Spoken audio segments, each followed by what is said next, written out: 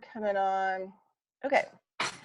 All right, everybody. Hey, we had a problem with Sunday with Zoom not working. So we decided to wait till today, which is Wednesday, to actually record the class. So that's kind of like what we're doing now. So the class is on kind of advanced water theories. And let's see. Let me just bring up the old, hold on a second. Over here. Takes a few minutes. I'm getting better at this, but it does take some time. Okay, so we're just going to put up the blog real quick so that you know that there's a blog that goes with it. Oh, and I have to find the proper blog. Hold on one moment, please. And this is the one that we put all the links up on for the class. Whoops. All right, so that's the wrong one. Hold on a second. It's the morning. And let's see. I need to go find, oh, there it is. Okay, so I ended up putting the links up, so if people wanted to look at the links, they could look at the links, because the video part of the class kind of fell behind. Carrying stones and digging holes, and Patreon, and then some stuff up here. These are pictures by Emoto, memory of water, structure water and memory of water class links, deeper concepts of water. There's probably going to be about 4 classes, or 4 blah blahs about the water. There's a link here with Dennis Baker and Lenny Time about consciousness and water. And then I put a blurb up here about Steiner and some of those things. And we got a video here with Emoto. This guy was really amazing. This Luc Montagnier. Luc Montagnier. There you go. Nobel Prize laureate. So he won the Nobel Prize for doing work in DNA, but now he talks about structured water in this video. Yeah, he's pretty amazing. Then there's, you're better at that, Jacques Benef. Yeah. And so we've got some stuff up there. We've got some stirring homeopathic stuff, Steiner, the mystery of water. We've got quite a few really amazing videos on here that you can kind of go through. So, and then some flow forms, living aquatech. This was a good video. This was done by the British Flat Earth guy, where he goes back into living water through aquatech ancient. Shows a lot of old ancient, like aquatech, aquifers. Anyway, there's a lot of really amazing stuff here that people can look at on the blog. Water Wizard, Schallenberger, Walter Russell, Viktor Schauberger, the creation equation. So where do you want to start? You want to start with the memory of water?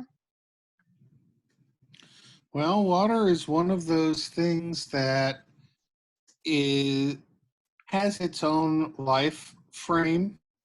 And I think that a lot of people don't understand how water works or what water is. So talking about water as structure probably is a good place to begin. Okay. Why don't you tell them about Dr. Emoto's work? Well, it's kind of interesting because the more that I, think about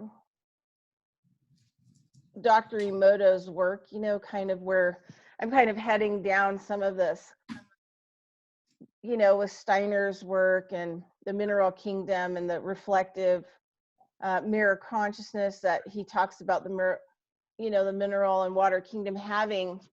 I'm starting to realize, like, everything that has water, which is living, right, is going to be impacted and imprinted by, the outside environment, whether we like it or not.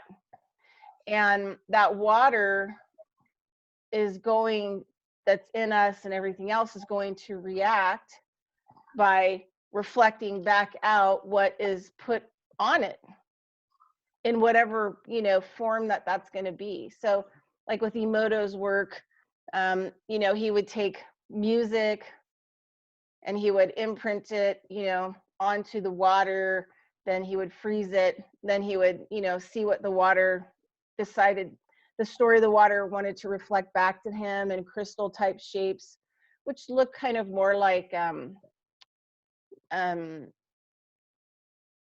you know, snowflakes, looks kind of more of those kinds of patterns, ice patterns.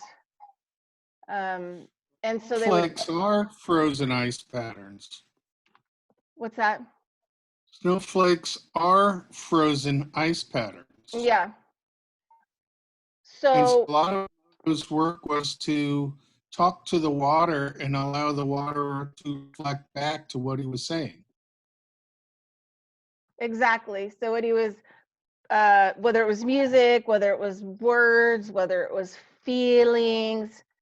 And so, you know, there were some pretty amazing things that happened, you know, down the road. I don't know a lot about Emoto and Bobodo's work, but I know that they worked a lot on the Yellowstone caldera together. But I know that Emoto would go out to lakes that were contaminated with his entourage. And basically they would, you know, imprint the water of the lake. And remarkably, you know, within a few days, the lake would turn around because, you know, they were imprinting, I don't know if you want to call it, generating kind of a more positive imprinting influence on it, which helped it to change the memory that it was holding on to. Yeah, the structure of water to hold memory is not something that has been accepted by academic science. And that's one of the areas that really needs to be explored deeper. A lot of Dr. Emoto's work was discredited because he wasn't a scientist and he didn't follow scientific protocols. But just because the scientists wanted to discredit his work doesn't mean that his work wasn't fascinating and right on for truthfulness. It's just that the structure of science these days isn't so much about what is right and truthful. It's about keeping the narrative going in the story they've presented. So a lot of people like Ben Veniste and Schauberger have been written off by science because they weren't up to snuff on what the science beliefs of their times were. But now, in retrospect, when we look at their work, they're right on, and it's the science that has the bad models. They say that science advances one death at a time because once somebody becomes an expert in a field, it's hard to argue with them that they're not correct, so they'd rather wait until they die and then attack their work than embarrassing them and discrediting them in their lifetime. So we get a lot of science that is old and not cutting edge, but is politically correct to believe in. And science should never be adulterated by political correctness.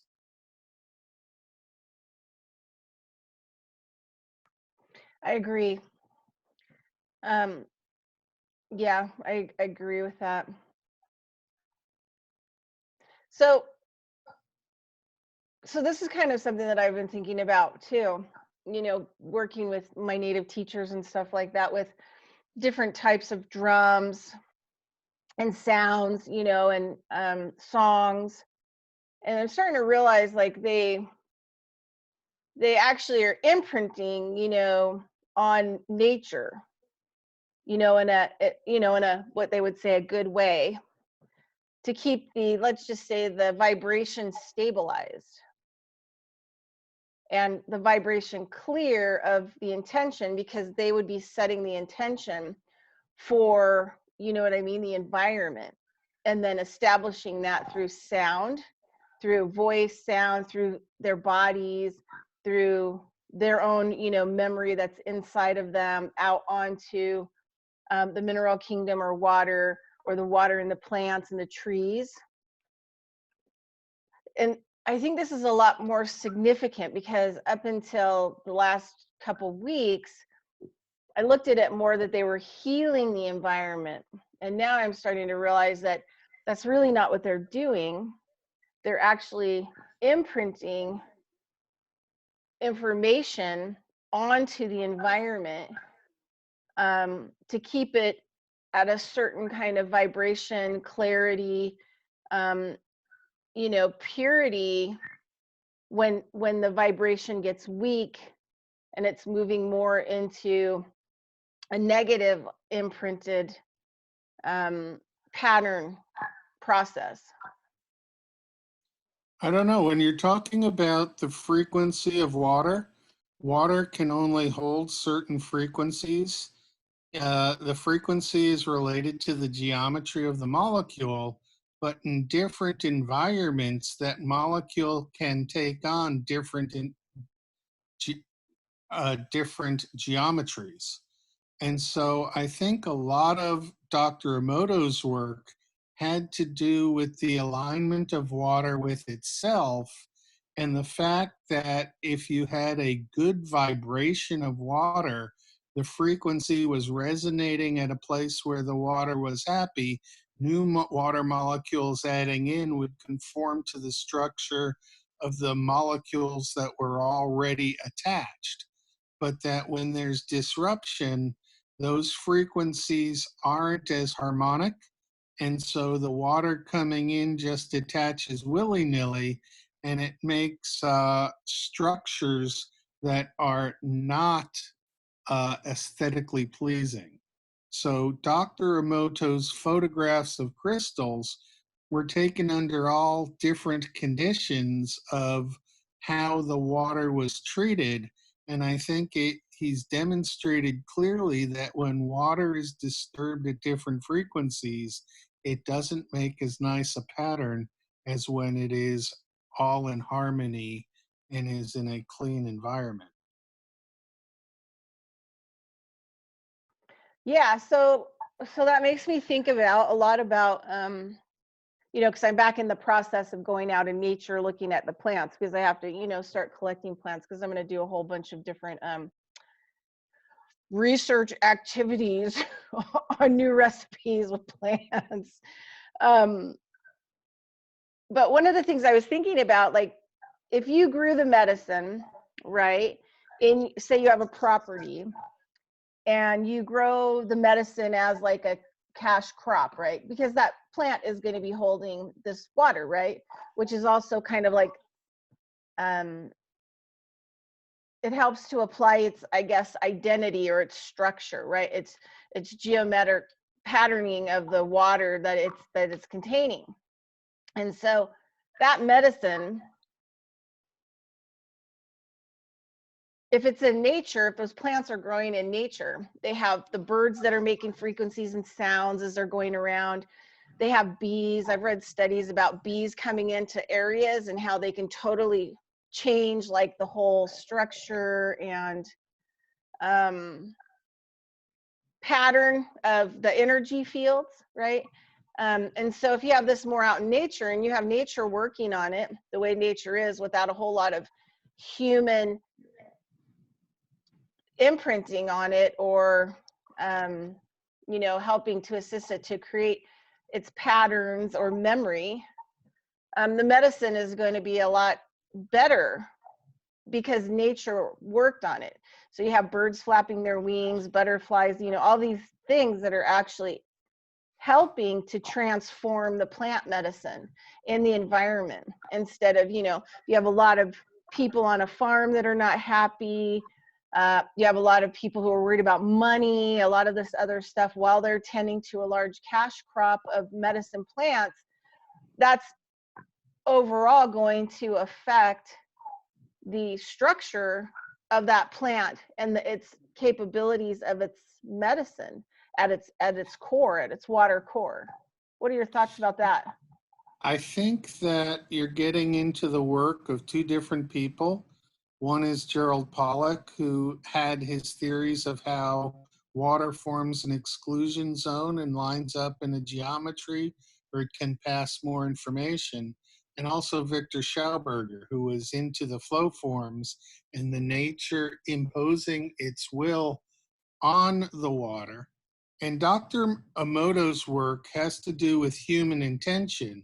I'm not sure the water, I think the water has a frequency that it resonates at, and that it can be easily pulled to other frequencies by the input.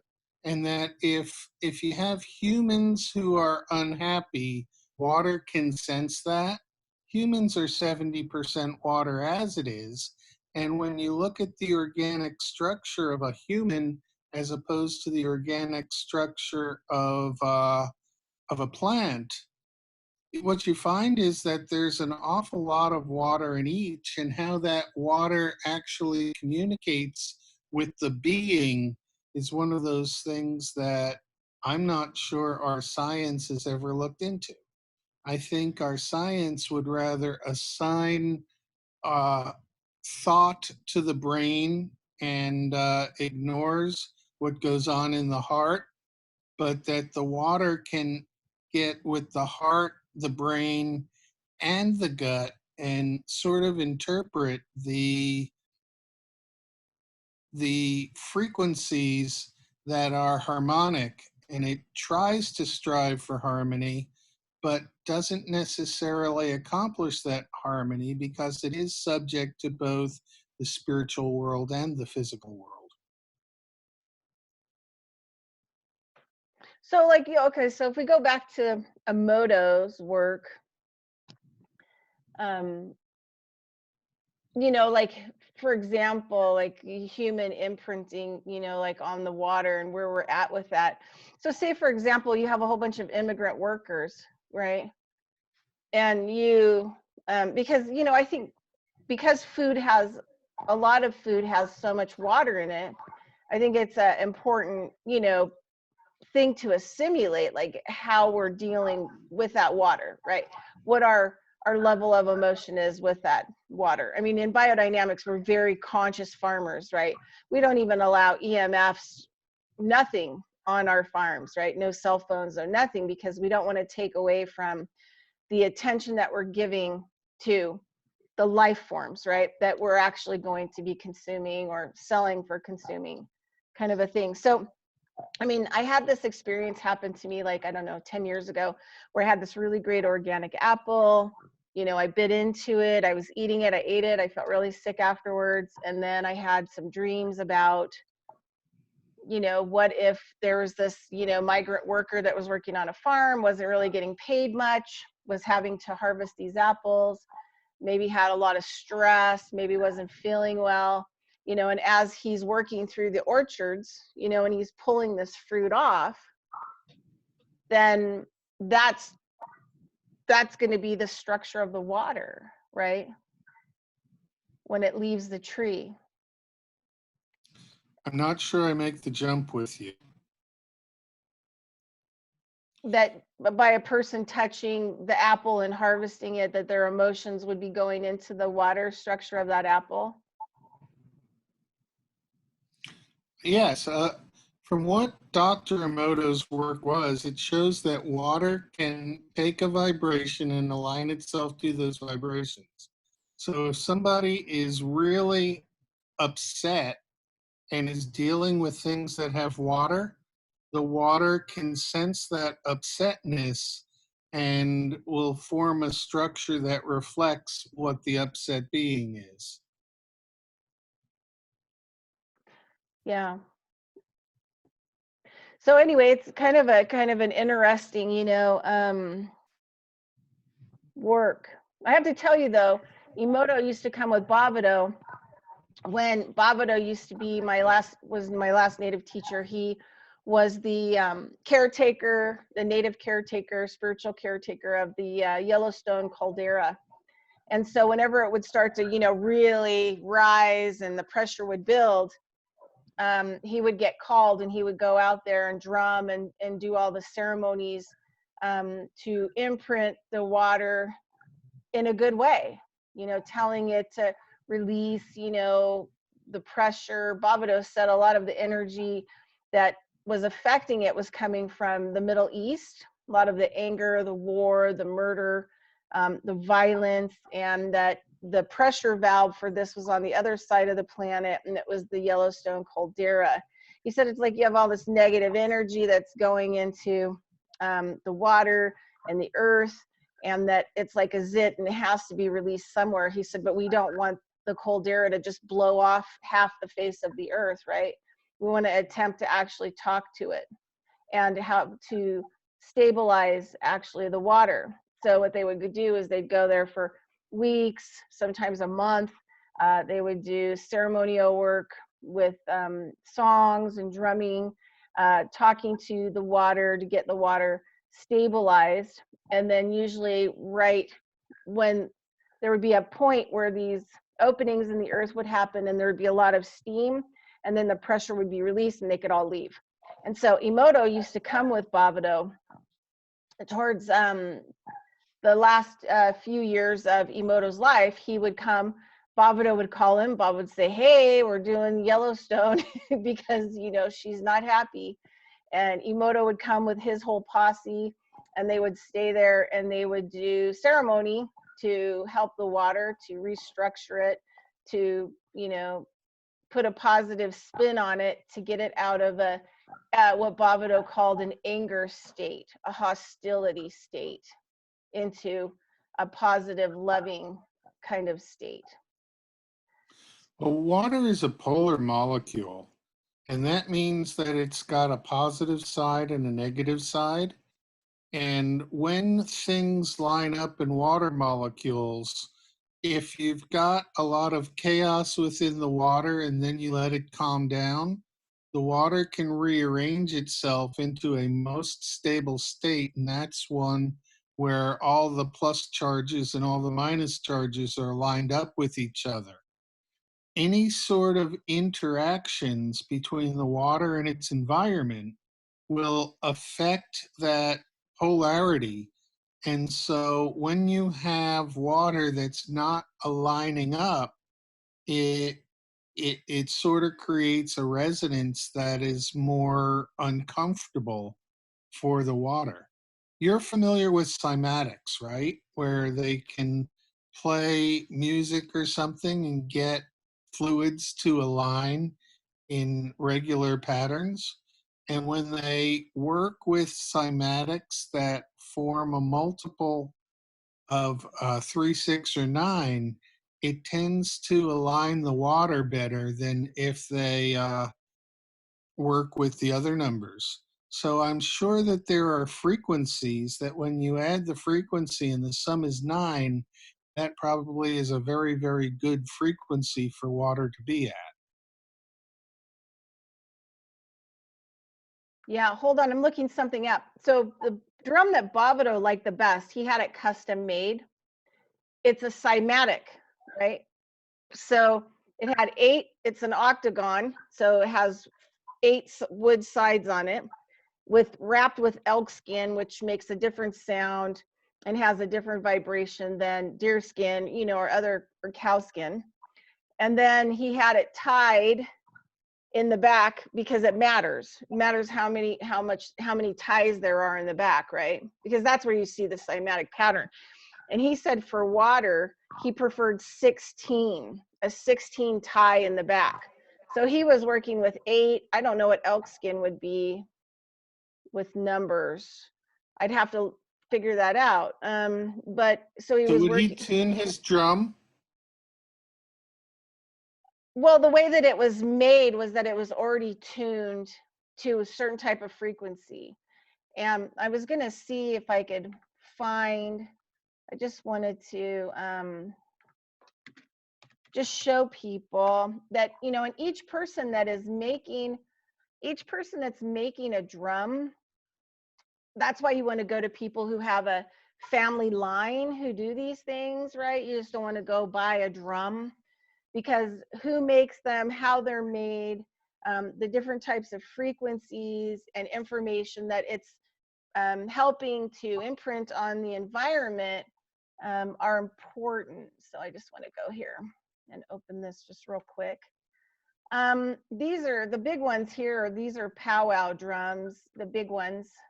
They're meant to be used with multiple people. So you have another, you know, Most of the time they have at least 4 people, but it can go up to like, 12 people drumming simultaneously. Really hard thing to do. It's not that easy. And then you see here, like they have different ties. Like this person who makes this drum has a cross pattern, but you can see how it has 1, 2, 3, 4, 5, 6, 7, 8, 9, 10 ties on it. So, and it's a circular. There's not a lot of people who actually make the octagon drums. That's a whole other, level of energy, medicine. Here's one. You can see how subtle these edges are. So this one has 1, 2, 3, 4, 5, 6, 7. This one has quite a few right here on it. And then here you have some that have a strong pattern here and here, but you can kind of see these ones are more mainstreamy. These are not, like here's a 4 tie, but it also has, 4 into 12, right, in a circle. And so a lot of this stuff matters. And so the drum that Bobbito had was specifically made for him. Here's another one.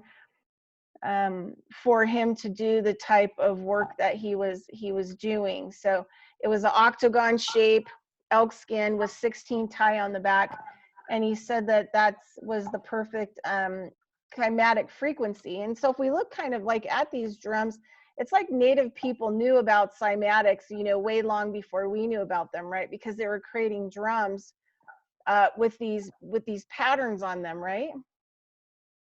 So, they had to have known this information long before we even could conceptualize this information. But I think that a lot of the information that we're working from today is not valid information. And that if you look back into the past at some of these folks who knew what was going on, they were working from different information than we're provided currently by the university system. Well, and I think that's why there was like a huge, native extermination, was because they, didn't really want this. They needed to kind of create their own information, right? Their own kind of ideas and thoughts about how things work. I think about, do you remember the guy who was the scientist?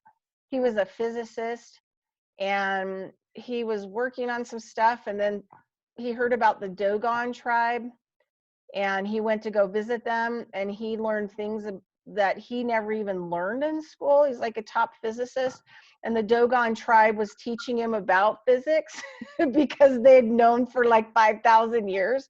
And they had these great regalia, these outfits that they had, and then they would do these dances, and they would show people like how everything worked, right?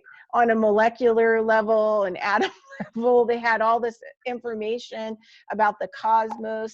They had rock paintings where they showed where there was things that we couldn't see out in the universe, and he was like totally blown away that these people that they consider primitive, you know what I mean, knew more about how everything worked than anybody in any kind of science field. No, there's a problem in that people today think we are the culmination of the most advanced humans that ever were, and we're not.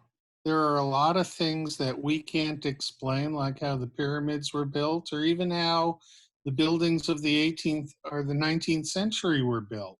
We've got these colossal buildings that were built long before we had the capability of building them. And even now, I don't think we can build those sort of buildings. You look at the Capitol building in any state capital, and this is an amazingly structured building with a lot of great architecture. Yet where today are these architects that could produce this type of building? Yeah, no, I totally agree. And that's another thing, is some of those buildings were designed to harness natural energy, wind. I saw this great video a couple of years back that Viktor and those guys posted, where this guy was in China, and there was this cover building, right? So it was like kind of like a roof, but it you could sit underneath it. What is that, a pavilion? So it had the traditional Chinese roof on it, all the different kind of layers on it, had an antenna on it, and then it had these columns, and then you could sit underneath it, right? It was like old and traditional. And this guy, the wind started coming up, and the way that it was blowing through underneath this building and through the roofing of it started to make this electrical sound. You could hear it. It started to go like, and then the next thing you know, the wind kicks up even more, and the antenna starts to glow. There's a actual halo around it, and the guy's like, oh my God, I mean, look at that. Like, this roof is designed, this thing is designed to produce energy, you know, like when the wind blows, it produces a type of energy. So like water and all these things can produce, like, you know, produce energy. And, you know, it has a lot to do with what kind of energy, like Emoto's work, and how it's imprinted. So are we creating, you know, negative type energy that is degenerating, that imprinting or reflection is decaying our reality, or is that information and memory actually building up? I don't know that water and how it accepts memory is very well defined. I know that structurally, if you have clean, pure water with nothing dissolved in it, it takes on a different form than if you have ions and different molecules that are dissolved in the water. And water likes to form a sphere of hydration around anything, so that if you have an ion in solution, it's going to drag water along with it. That's not water in the same form as Pollak's exclusion zone water. But the work of Jacques Benaviste in France in 1980s had to do with homeopathy. Homeopathy is the serial dilution of water so that you get a substance that's dissolved in the water, and then you take a portion of it called an aliquot and you put it back into clean water, and then you take a portion of that and you put it into clean water. And each time the substance that you have in the water gets cut down by an appreciable amount. But what Benaviste found was that the water could retain the memory of the substance, and that by making very, very dilute solutions of substances, even beyond where there's any formal substance in the dilution, the water would remember the substance that was diluted and have an effect on the physical properties of the human taking the substance. So you really didn't need very much substance dissolved by these serial dilutions to have great effects. In fact, he found that the less substance you had, the greater the effect was. And that was counter to the science of the day. And so Nature and Science, the major magazines that had published his work, decided that he couldn't be right and withdrew his work. But yet 40 years later, we're finding now that his work was very good. He did the controls that he needed to do, and that it's the politics of science that drives the reality rather than the reality of science driving the politics.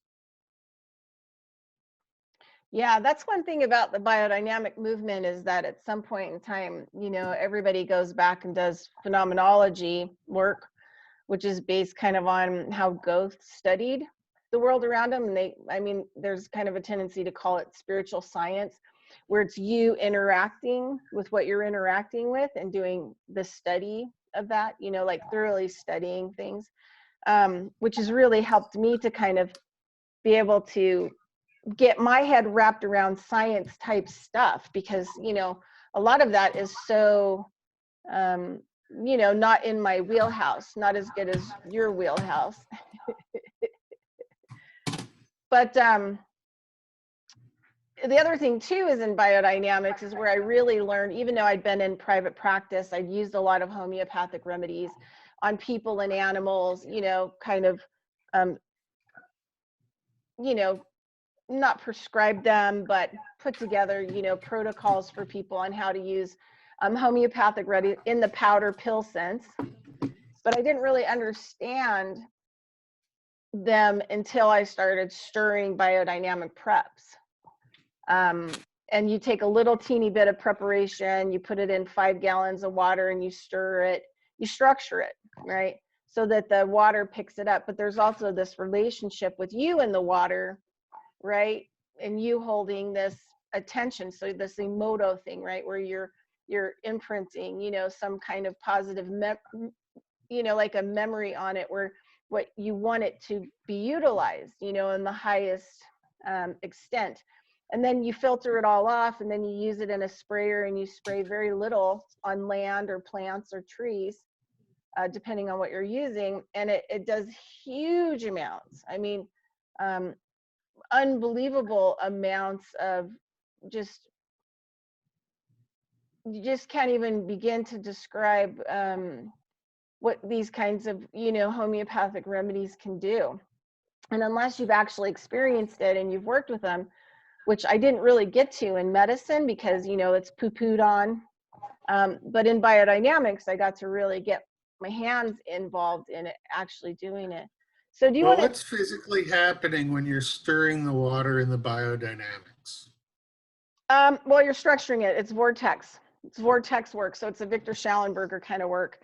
And what you do is you either can take your hand, right? You can use your hands if you want. That's like a really old kind of primitive technique. But it also helps with microbial mass getting into your body, right? So this microbial sharing. But you take the biodynamic prep that's been underground for a year, depending on which one you're using. We structure all of them. And then you stir them. So I like to sit on the ground, put a 5-gallon plastic water bucket, put the prep in, and then just stir. So first, you know, it doesn't matter which direction you start, but you stir until you've made a full vortex where that vortex hits the bottom and you can see the bottom of the bucket. And then what you do is you slowly turn it into chaos, and then you turn it and you spin it the other way until you've got a full structured vortex and you can see the bottom, right, all the way through. And then you keep doing that for about 60 minutes until it's So all... The idea is that you're creating enough disharmony in the molecules with the stirring, taking them first clockwise and then counterclockwise, and making it so that you're disrupting any existing structures that are there, and then relying on the dipole of the water, the fact that one end is positive and the other end is negative, so that as things slow down from the stirring, that water now takes on energy of alignment, and it is in a form where each of the individual water molecules can find its place with the biodynamic prep. And so you've got the water adding to the prep work in such a way that it's enhancing the structure of the prep, not degrading it. Yeah. And then it also, I mean, with the water, it opens it up to actually take information, right, at some kind of level from the preparation. I mean, in a homeopathic way, right? Well, the water as an individual water molecule has 3 degrees of freedom. There is the bending of the angle between the hydrogen, the oxygen, and the other hydrogen.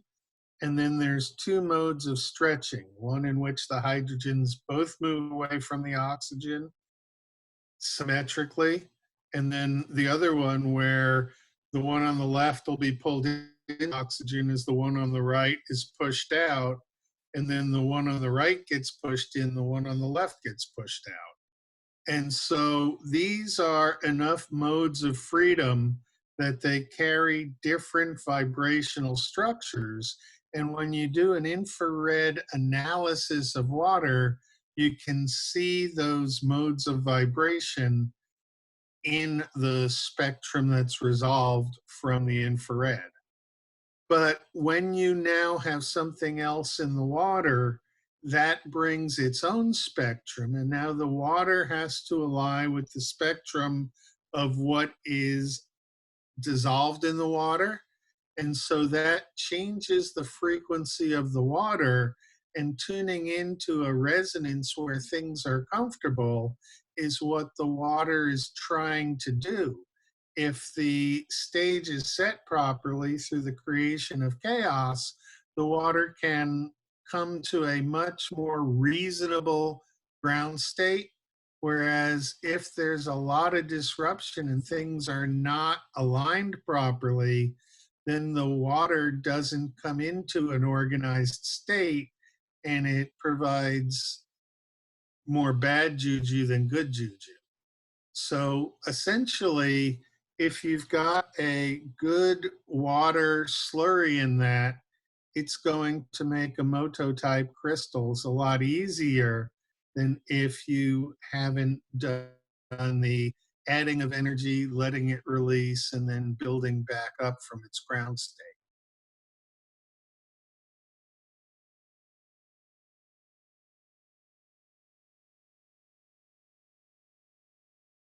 Forgot I was muted. Okay. All right, so I just want to kind of throw this crazy thing that happened out there, and then maybe we can talk about Schauberger, and then we'll close it up, right? And then, or if there's anything you want to add at the end. So I was living in Sparks, Nevada, and I was fixing these people's yards. This is like, you know, maybe a year out of biodynamics school. So I was kind of staying on their property. It was like, you know, suburban kind of thing. It was an old house. It was like on a 1/4 acre lot. The house took up a lot of the acreage, but I was putting in an English garden, a medicinal garden for them, and berries and all that other stuff. It took me about 3 months, summer, because I had to dig it up, put new stuff in, and build everything. So across the street were these meth addicts, actually, that were making meth, and they were a serious problem in the neighborhood, right?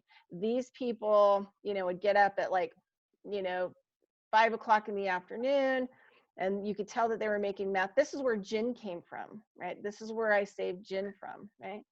And they were making meth in their house. They were crazy. The police would come, you know, with SWAT team trucks in the middle of the night, arresting these people. But some reason they always ended up staying in this house. It was a rental. They never seemed to actually, you know, get thrown out, get tossed out. And there was a lot of other people in the neighborhood that were really conflicted about what was going on, and kind of scared. So the people that I was staying with were older, and they kind of saw me they knew me for a while, and they kind of felt like I had this witchy poo sense. I'm not a witchy poo. I just use, you know, shamanism type medicines, which is different than witchy poo. But I actually use biodynamic preparation. So I think it's the 501. It's the crystal, comes from quartz crystals preparation.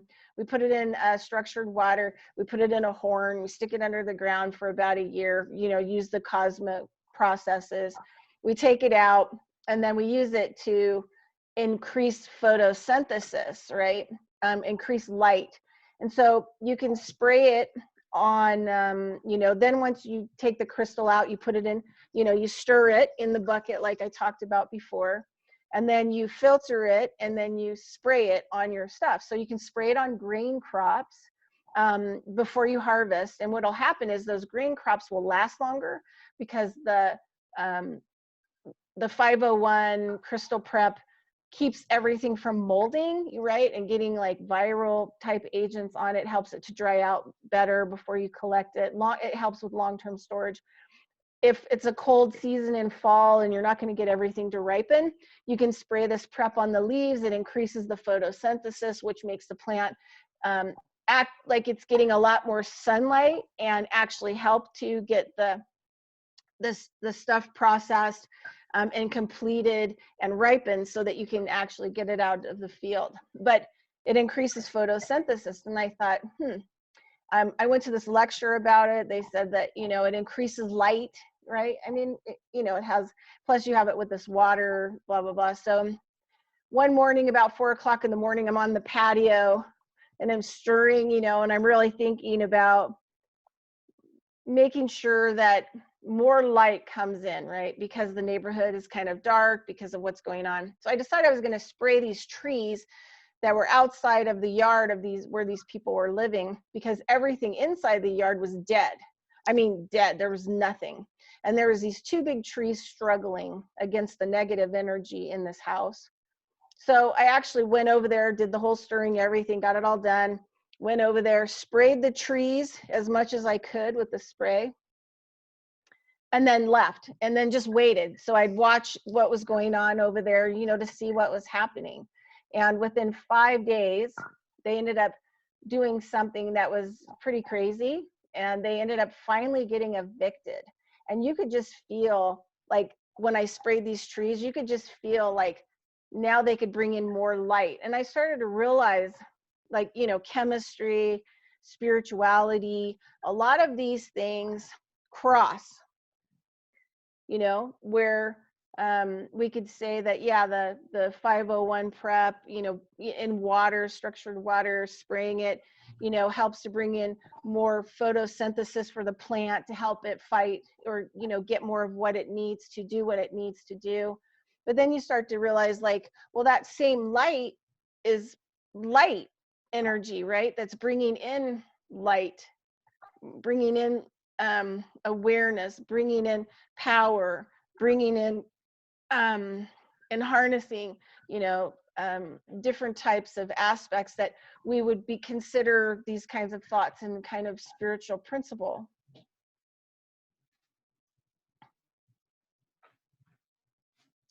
Yeah, there's a lot to be said about frequencies of sound and light being healing things, but the physical structure is related to the frequency, and they're almost fractals of each other.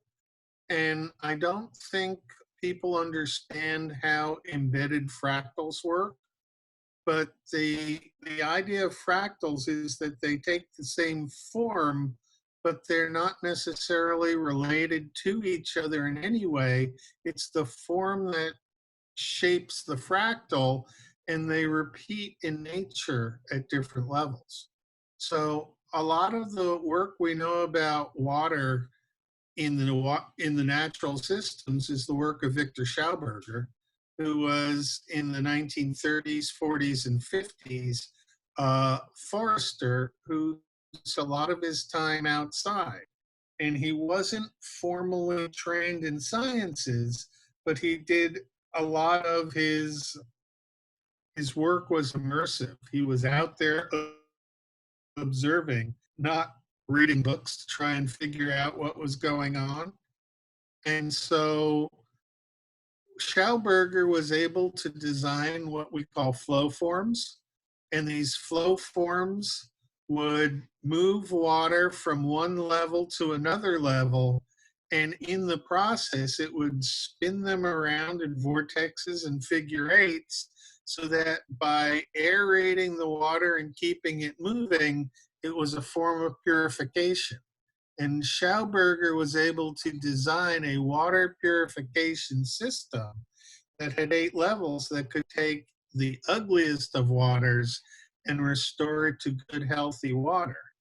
Now, Schauberger's work was commandeered in the 1950s, and a for-profit business ended up sort of ripping him off, and he went back to Austria and passed away rather than trying to fight it. And I really think that we've lost the essence of the work that Schauberger did. And now I see some YouTube videos like the ones we caught in the references that will give people a better understanding of where Schauberger was coming from. But the idea of being out in nature and learning from nature rather than going out into nature and conquering it is one that we have to relearn, because we've been taught in schools that we can manipulate nature, whereas when you step back and look at it, nature is so awesome in the way it treats water. And yet we as humans end up polluting the water streams and not really taking care of what we have. So my guess is that the earth is going to change itself to purify the water, and how that works for humans, well, that remains to be seen. I think we're better off being in tune with nature than trying to fight against it. Yeah, I'm gonna just screen share a couple of these flow form things, but there are other people who, have invented. There was that Japanese company, you have one where it vortexes the water. So this is the other thing too. It's like supplements in health. We can make these things to try to fix water for ourselves or drink it, or like supplements is the same thing. But inevitably we need to drink water that's from a clean flowing river, right? Like Lenny was saying, we need to have where we can go back to actually dipping a cup into that water, because nature does it better than we do it. And then there's also the sunlight component, which is something we'll talk about later on in another class. That's valuable and important with water as well. So a lot of these scientists move forth with how do they heal the water, but we need to heal the whole global water. Like the whole global water needs to be healed. One of the things that I do to structure my water is that after I've taken it from a filter and taken the stuff out of it, I store it over shungite.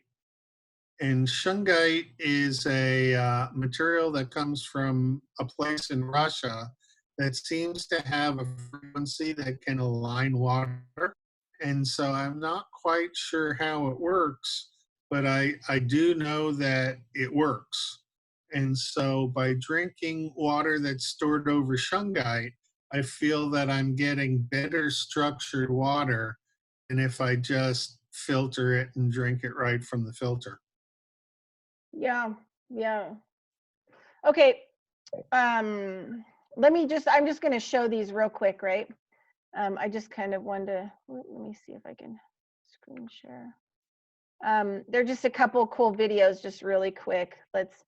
This is a flow form. It's a more advanced flow form that people would use in biodynamics. Sometimes they're long, sometimes they're short. This one's a little shorty for a pond.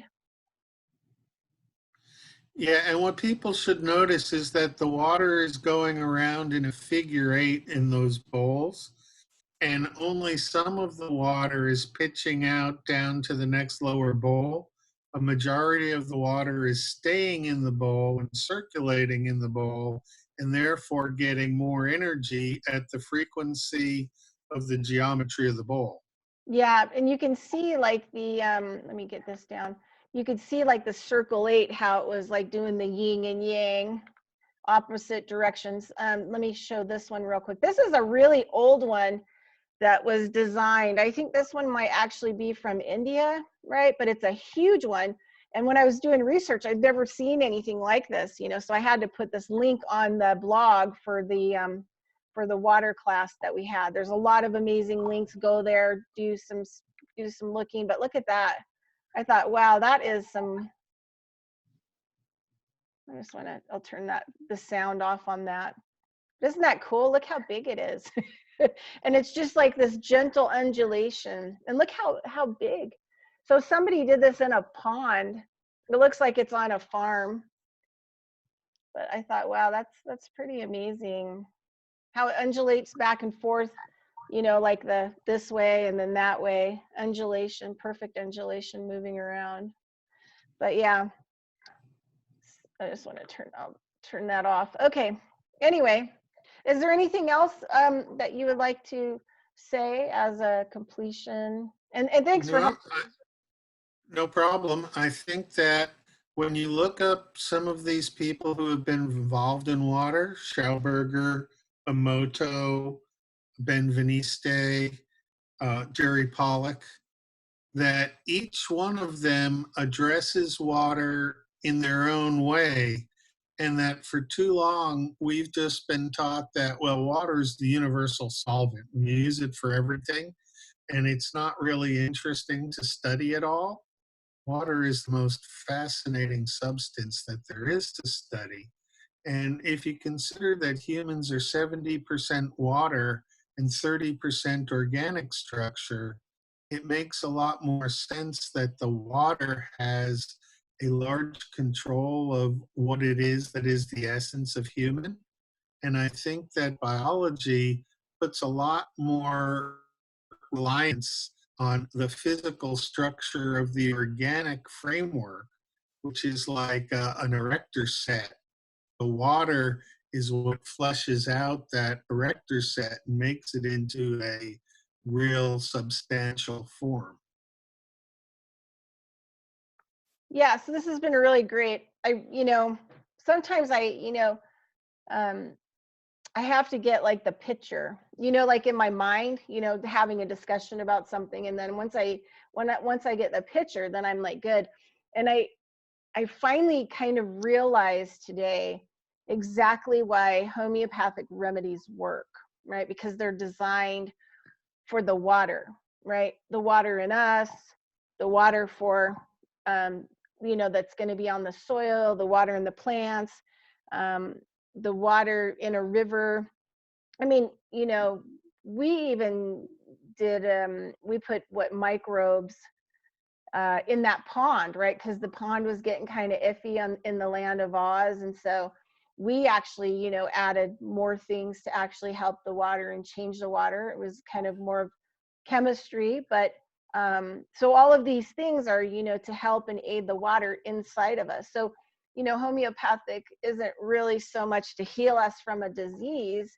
It's more to stabilize the water that's in us.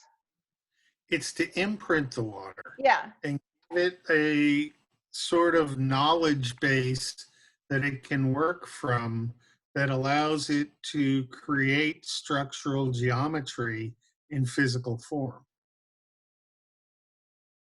Right. So homeopathic is fixing the water, right? Helping the water, imprinting the water to give you health, to give the environment health, right? So it's cool because it's structuring the water and putting an imprint on the water itself and taking away all the other things that the water could be delivering as a message. It's real important to have clean water.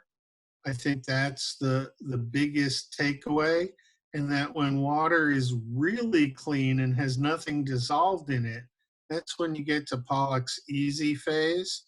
But that's not what most water does, have things in it. And by preconditioning the water to have its own memories, it then can guide the cells through those memories to get proper structure. And form and structure work together in order to provide a way for mechanisms to have a tangible reality. Yeah.